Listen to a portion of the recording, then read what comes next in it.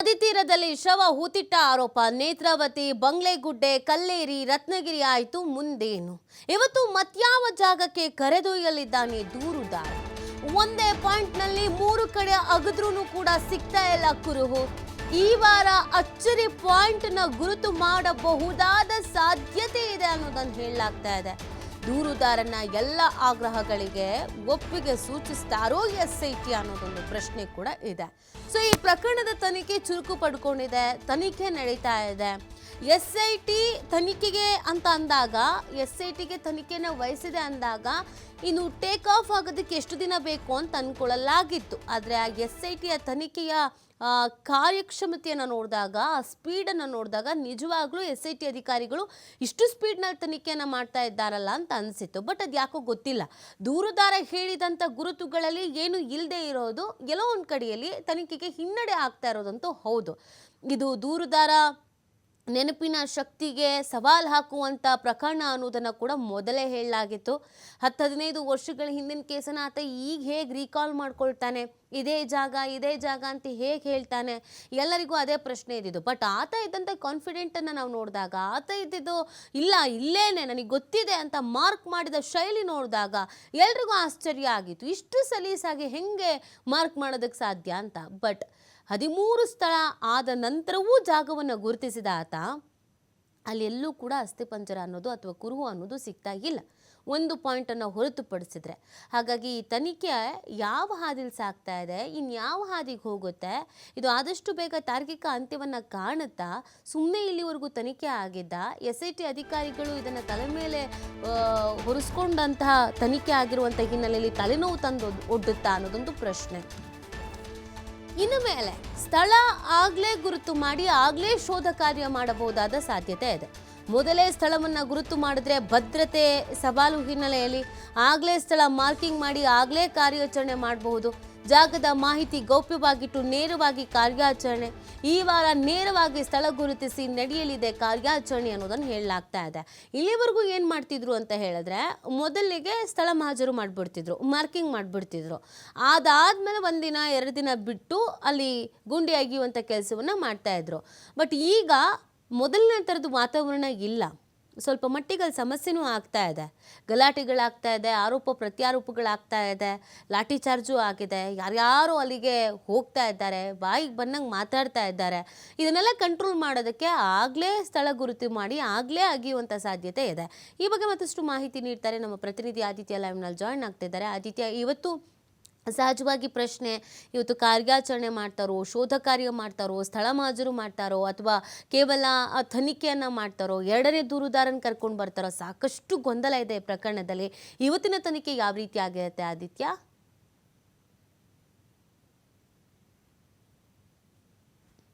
ಸಂಬಂಧಪಟ್ಟ ಹಾಗೆ SITಯ ನಡೆಯನ್ನು ಊಹೆ ಮಾಡೋದು ಕೂಡ ಸಾಧ್ಯವಾಗ್ತಾ ಇಲ್ಲ ಮತ್ತು ಅನಾಮಿಕನಿಗೆ ಅವರು ಕೊಡ್ತಾ ಇರುವಂಥ ಸ್ಪಂದನೆ ನಿಜಕ್ಕೂ ಕೂಡ ಒಂದು ರೀತಿ ಆಶ್ಚರ್ಯವನ್ನೇ ಉಂಟು ಮಾಡ್ತಾ ಇದೆ ಈ ಹಿಂದೆ ಏನು ಆತ ಪ್ರಾರಂಭಿಕ ಹಂತದಲ್ಲಿ ಒಂದಿಷ್ಟು ಪಾಯಿಂಟ್ಗಳನ್ನು ತೋರಿಸಿದ್ದ ಅದರ ಮಾರ್ಕಿಂಗ್ ಆಗುತ್ತೆ ಮತ್ತು ಕ್ರಮ ಸಂಖ್ಯೆಯ ಆಧಾರದಲ್ಲಿ ಆ ಎಲ್ಲ ಪಾಯಿಂಟ್ಗಳನ್ನು ಕೂಡ ಉತ್ಖನನ ಮಾಡುವಂಥ ಪ್ರಕ್ರಿಯೆಗಳು ನಡೀತಾ ಇತ್ತು ಆದರೆ ಮೊನ್ನೆಯ ಬಳಿಕ ಪಾಯಿಂಟ್ ನಂಬರ್ 13ನ ಕಾರ್ಯಾಚರಣೆಗೆ ಬ್ರೇಕ್ ಹಾಕಿದ್ದಾರೆ ಅಲ್ಲಿ GPR ಮೂಲಕವೇ ಕಾರ್ಯಾಚರಣೆ ಮಾಡುವಂಥದ್ದು ಪಕ್ಕಾ ಆಗಿದೆ GPR ಬರದೆ ಅಲ್ಲಿ ಕಾರ್ಯಾಚರಣೆಯನ್ನು SIT ಮಾಡೋದಿಲ್ಲ ಯಾಕಂದರೆ ಇನ್ ಕೇಸಲ್ಲಿ ಮಾಡಿ ಏನು ಸಿಗಲಿಲ್ಲ ಅಂದರೆ ಅದರಿಂದ ಆಗುವಂಥ ಪರಿಣಾಮಗಳನ್ನು ಅವರಿಗೆ ಬೇರ್ ಮಾಡೋದಕ್ಕೂ ಕೂಡ ಸಾಧ್ಯ ಇಲ್ಲ ಆ ಕಾರಣಕ್ಕೋಸ್ಕರ ಈಗ GPR ಅನ್ನು ತರಿಸುವಂಥ ಲೆಕ್ಕಾಚಾರಗಳು ಕೂಡ ಇದೆ ಸೊ ಇವತ್ತು ಇದ್ದಂಥ ಮಾಹಿತಿ ಏನು ಅಂದರೆ ಪ್ರಣವ್ ಮೋಹಂತಿ ಅವರೇ ಇವತ್ತು ಆ ಯಂತ್ರದೊಂದಿಗೆ ಬೆಳ್ತಂಗಡಿ SIT ಕಚೇರಿಗೆ ಬರ್ತಾರೆ ಮತ್ತು ಇವತ್ತು ಒಂದು ಡೆಮೋ ನೋಡುವಂಥ ಸಾಧ್ಯತೆ ಇದೆ ಅಂದರೆ ಕೇವಲ 2 ದಿನಕ್ಕೆ ಮಾತ್ರ ಈ ಒಂದು ಯಂತ್ರವನ್ನು ಬಳಸಬೇಕು ಅನ್ನುವಂಥ ನಿರ್ಧಾರ ಆಗಿದೆ ಯಾಕಂದರೆ ಇದರ ಕಾಸ್ಟ್ ಅಂದರೆ ಆ ರೆಂಟ್ ಬಹಳ ದೊಡ್ಡ ಪ್ರಮಾಣದಲ್ಲಿ ಇರುವಂಥದ್ದು ದೊಡ್ಡ ಮೊತ್ತ ಅದು ಸರಿಸುಮಾರು 12ರಿಂದ 13 ಲಕ್ಷ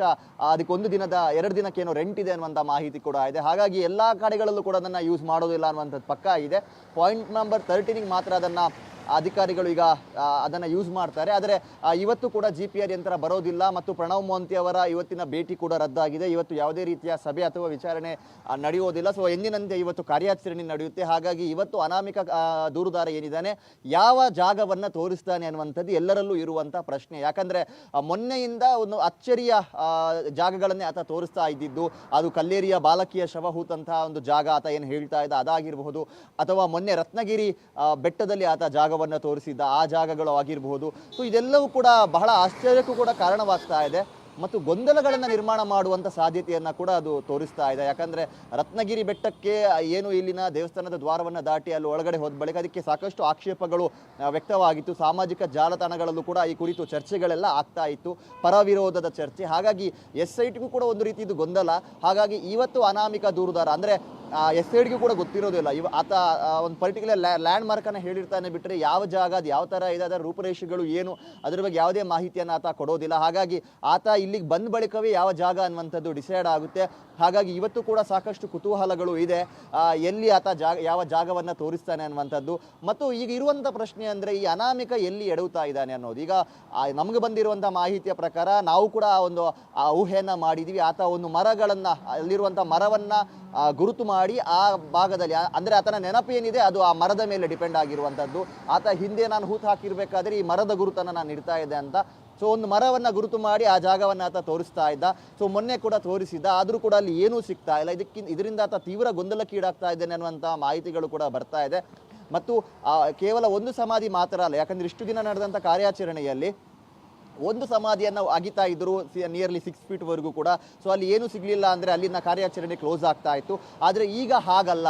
ಆತ ತೋರಿಸಿದಂಥ ಜಾಗದ ಜೊತೆಗೆ ಅದರ ಪಕ್ಕದಲ್ಲಿರುವಂಥ ಸುತ್ತಮುತ್ತಲಿನ ಪ್ರದೇಶವನ್ನು, ಅಂದರೆ ಆತ ಒಂದು ಕಡೆ ಸಿಕ್ಕಿಲ್ಲ ಅಂತ ಹೇಳುವಂಥ ಸಂದರ್ಭ ಆತ ತುಂಬ ಟೆನ್ಷನ್ಗೆ ಒಳಗಾಗ್ತಾನೆ. ಟೆನ್ಷನ್ಗೆ ಒಳಗಾಗಿ ಇಲ್ಲಿ ಪಕ್ಕದಲ್ಲಿ ಸ್ವಲ್ಪ ಅಗೀರಿ, ನಂಗೆ ಗೊತ್ತಾಗ್ತಾ ಇಲ್ಲ, ನಂಗೆ ನೆನಪಾಗ್ತಾ ಇಲ್ಲ ಅನ್ನುವಂಥ ರೀತಿಯ ಒಂದಿಷ್ಟು ಗೊಂದಲಕಾರಿ ಹೇಳಿಕೆಗಳನ್ನು ಕೂಡ ಆತ ನೀಡ್ತಾನೆ. ಆದರೆ SIT ಅಧಿಕಾರಿಗಳು ಯಾವ ರೀತಿಯ ಆಕ್ಷೇಪಗಳನ್ನು ಕೂಡ ವ್ಯಕ್ತಪಡಿಸ್ತಾ ಇಲ್ಲ. ಆತ ಗೊಂದಲಕ್ಕೀಡಾದರೂ ಕೂಡ, ಆತನಿಗೆ ತನ್ನ ಮೇಲಿರುವಂಥ ಕಾನ್ಫಿಡೆನ್ಸ್ ಡೌನ್ ಆದರೂ ಕೂಡ SIT ಅದಕ್ಕೆ ಯಾವುದಕ್ಕೂ ಕೂಡ ಅಂದರೆ ನೆಗೆಟಿವ್ ಆಗಿ ರಿಯಾಕ್ಟ್ ಮಾಡ್ತಾ ಇಲ್ಲ. ಅವರು ಆತ ಯಾವೆಲ್ಲ ಜಾಗಗಳನ್ನು ತೋರಿಸ್ತಾನೋ ಅದೆಲ್ಲವನ್ನ ಕೂಡ ಉತ್ಖನನ ಮಾಡ್ತಾರೆ. ಮತ್ತು ನಿನಗೆ ಎಷ್ಟು ಸಮಾಧಾನ ಆಗುತ್ತೋ, ನಿಂಗೆ ಎಲ್ಲಿವರೆಗೆ ಇದು ಸಮಾಧಾನಕಾರಿಯಾಗಿ ಅನಿಸುತ್ತೋ ಅಲ್ಲಿ ತನಕ ಕೂಡ ನಾವು ಉತ್ಖನನ ಮಾಡ್ತೀವಿ, ನೀನು ಆರಾಮಾಗಿ ಜಾಗ ತೋರಿಸು ಅನ್ನುವಂಥ ರೀತಿಯಲ್ಲಿ SIT ಅಧಿಕಾರಿಗಳು ಮೊನ್ನೆ ಕೂಡ ಕಾರ್ಯಾಚರಣೆ ಮಾಡಿರುವಂಥದ್ದನ್ನು ನಮ್ಮ ಕಣ್ಣಾರೆ ನಾವು ಕೂಡ ಕಂಡಿದ್ದೀವಿ. ಯಾಕಂದರೆ 6 ಫೀಟ್ವರೆಗೂ ಒಂದು ಉತ್ಖನನವನ್ನು ಮಾಡುವಂಥದ್ದೇ ಬಹಳ ಚಾಲೆಂಜಿಂಗ್ ಆಗಿರೋದು. ಅದರ ಜೊತೆಗೆ ಮತ್ತೊಂದು ಅದರ ಪಕ್ಕದಲ್ಲಿ ಇನ್ನೊಂದು ಸಮಾಧಿಯನ್ನು ಅಗಿಯುವಂಥದ್ದು. ಅಂದರೆ ಈಗ 6 ಗಂಟೆ ಆಯಿತು ಅಥವಾ ಕತ್ಲಾಯಿತು ಅನ್ನೋ ಕಾರಣ ಕಾರ್ಯಾಚರಣೆ ನಿಲ್ಲುತ್ತೆ ಬಿಟ್ಟರೆ, ಇನ್ ಕೇಸ್ ಡೇ ಲೈಟ್ ಇದ್ದಿದ್ರೆ, ಇನ್ನೂ ಸಮಯ ಇದ್ದಿದ್ರೆ ಮತ್ತಷ್ಟು ಗುಂಡಿಗಳನ್ನು ಅಗಿತಾರೋ ಏನೋ ಅನ್ನುವಂಥ ರೀತಿಯ ವಾತಾವರಣಗಳು ಅಲ್ಲಿ ನಮ್ಗೆ ಕಾಣಸಿಗ್ತಾ ಇದೆ. ಇದರ ಅರ್ಥ ಏನು ಅಂದರೆ SIT ಈ ಕಾರ್ಯಾಚರಣೆಯನ್ನು ಅಥವಾ ಈ ಉತ್ಖನನ ಮಾಡುವಂಥ ಕಾರ್ಯಾಚರಣೆಯನ್ನು ಸ್ಟಾಪ್ ಮಾಡುವಂಥ ಯಾವ ಲಕ್ಷಣಗಳು ಕೂಡ ಕಾಣಿಸ್ತಾ ಇಲ್ಲ. ಎಲ್ಲಿಯವರೆಗೆ ಅನಾಮಿಕ ವ್ಯಕ್ತಿ ಜಾಗಗಳನ್ನು ತೋರಿಸ್ತಾ ಹೋಗ್ತಾನೋ ಅಲ್ಲಿವರೆಗೂ ಕೂಡ SIT ಕಾರ್ಯಾಚರಣೆಯನ್ನು ಮಾಡ್ತಾ ಹೋಗುತ್ತೆ. ಇಲ್ಲಿವರೆಗೂ ಕೂಡ ಏನು ಸಿಗುತ್ತೆ ಅನ್ನುವಂಥ ರೀತಿಯ ತನಿಖೆಗಳಾಗ್ತಾ ಇತ್ತು. ಈಗ ನಡೀತಾ ಇರುವಂಥದ್ದು ಯಾಕೆ ಆತ ತೋರಿಸಿದಂಥ ಜಾಗದಲ್ಲಿ ಏನೂ ಸಿಗ್ತಾ ಇಲ್ಲ, ಯಾಕೆ ಅಸ್ಥಿಪಂಜರ ಸಿಗ್ತಾ ಇಲ್ಲ, ಇದ್ರ ಹಿಂದಿರುವಂಥ ವಿಚಾರಗಳು ಏನು, ರಹಸ್ಯಗಳು ಏನು ಅನ್ನುವಂಥದ್ದನ್ನು ಕೂಡ SIT ಈಗ ಕೆದಕ್ತಾ ಇದೆ ಮತ್ತು ಅದರ ಹಿಂದೆ ಬಿದ್ದಿದೆ. ಮತ್ತು ಮೊನ್ನೆ ಕೂಡ ಏನು ರತ್ನಗಿರಿ ಬೆಟ್ಟದ ಒಂದು ಜಾಗದಲ್ಲಿ ಆತ ಜಾಗವನ್ನು ತೋರಿಸ್ತಾನೆ, ಅಲ್ಲಿ ವಕೀಲರ ತಂದ ಆಕ್ಷೇಪವನ್ನು ವ್ಯಕ್ತಪಡಿಸುತ್ತೆ. ಕೆಲವು ತಿಂಗಳ ಹಿಂದೆಯಷ್ಟೇ ಇಲ್ಲಿ ತಂದು ಕೆಲವೊಂದಿಷ್ಟು ಮಣ್ಣು ಸುರಿದಿದ್ದಾರೆ, ತ್ಯಾಜ್ಯಗಳನ್ನು ಸುರಿದಿದ್ದಾರೆ, ಇದು ಸಾಕ್ಷಿನಾಶ ಮಾಡುವಂಥ ಹುನ್ನಾರ ಅನ್ನುವಂಥ ರೀತಿಯಲ್ಲಿ. ಹಾಗಾಗಿ SIT ಯಾತಕ್ಕೋಸ್ಕರ ಒಂದು ಕಂದಾಯ ಭೂಮಿಯಲ್ಲಿ ಮಣ್ಣು ಸುರಿಯಲಾಗಿದೆ, ಅದನ್ನು ಸುರಿದಂಥವರು ಯಾರು, ಅವರ ಉದ್ದೇಶ ಏನು, ನಿಮ್ಮ ಗಮನಕ್ಕೆ ಯಾಕೆ ಇದು ಬಂದಿರಲಿಲ್ಲ ಮತ್ತು ನೀವು ಯಾಕೆ ಇದಕ್ಕೆ ಅವಕಾಶವನ್ನು ಕೊಟ್ರಿ ಅನ್ನುವಂಥ ರೀತಿಯಲ್ಲಿ ಬೆಳ್ತಂಗಡಿ ತಹಶೀಲ್ದಾರ್ಗೂ ಕೂಡ ಪ್ರಶ್ನೆ ಮಾಡಿದ್ದಾರೆ. ಈ ಕುರಿತು ಮಾಹಿತಿಯನ್ನು, ವರದಿಯನ್ನು ನೀಡಿ ಅನ್ನುವಂಥ ರೀತಿಯಲ್ಲಿ ಸೂಚನೆ ನೀಡಿದ್ದಾರೆ ಅನ್ನೋಂಥ ಒಂದು ಮಾಹಿತಿ ಕೂಡ ಬರ್ತಾ ಇದೆ. ಒಟ್ಟಾರೆಯಾಗಿ ಈ ಒಂದು ಪ್ರಕರಣ ಈಗ ಕಳೆಬರ ಸಿಗುವಂಥದ್ದೇ ಇದರಲ್ಲಿ ಪ್ರಾಮುಖ್ಯತೆಯನ್ನು ವಹಿಸಿರೋದು. ಅದನ್ನು ಹೊರತುಪಡಿಸಿ ಬೇರೆ ಎಲ್ಲ ವಿಚಾರಗಳಲ್ಲೂ ಕೂಡ ಸಾಕಷ್ಟು ತೀವ್ರ ಸ್ವರೂಪವನ್ನು ಪಡಿತಾ ಇದೆ, ಸಾಕಷ್ಟು ಕುತೂಹಲಗಳನ್ನು ಕೆರಳಿಸ್ತಾ ಇದೆ. ಇನ್ನೇನು ಈ 13 ಪಾಯಿಂಟ್ ಒಳಗೆ ಏನೂ ಸಿಗಲಿಲ್ಲ ಅನ್ನುವಂಥ ಸಂದರ್ಭದಲ್ಲಿ SIT ಕಾರ್ಯಾಚರಣೆ ಸ್ಟಾಪ್ ಮಾಡುತ್ತೆ ಅನ್ನುವಂಥ ಚರ್ಚೆಗಳಿದ್ದಂಥ ಸಂದರ್ಭದಲ್ಲಿ ಈಗ ಮತ್ತೆ ಕಾರ್ಯಾಚರಣೆಗಳು ಮುಂದುವರಿತಾ ಇದೆ. ಇವತ್ತು ಕೂಡ ಮುಂದುವರಿಯುತ್ತೆ. ಆತ ಯಾವೆಲ್ಲ ಜಾಗಗಳನ್ನು ತೋರಿಸ್ತಾನೋ ಆ ಜಾಗವನ್ನು ಅಗೆಯೋದಕ್ಕೆ SIT ಕೂಡ ಪೂರ್ಣ ಪ್ರಮಾಣದಲ್ಲಿ ರೆಡಿಯಾಗಿದೆ. ಸೊ ಈ ಕಾರ್ಯಾಚರಣೆ ಇನ್ನೂ ಬಹಳ ದಿನಗಳವರೆಗೂ ಕೂಡ ಸಾಗುವಂಥ ಸಾಧ್ಯತೆಗಳು ಇದೆ. ನೀತಿ ಈ ನಡುವೆ GPR ಯಂತ್ರ ಯಾವಾಗ ಬರುತ್ತೆ ಅನ್ನುವಂಥ ಕುತೂಹಲ ಇದೆ. GPR ಯಂತ್ರ ಬರುವಂಥದ್ದು ಪಕ್ಕಾ ಆಗಿದೆ, ಆದರೆ ಯಾವ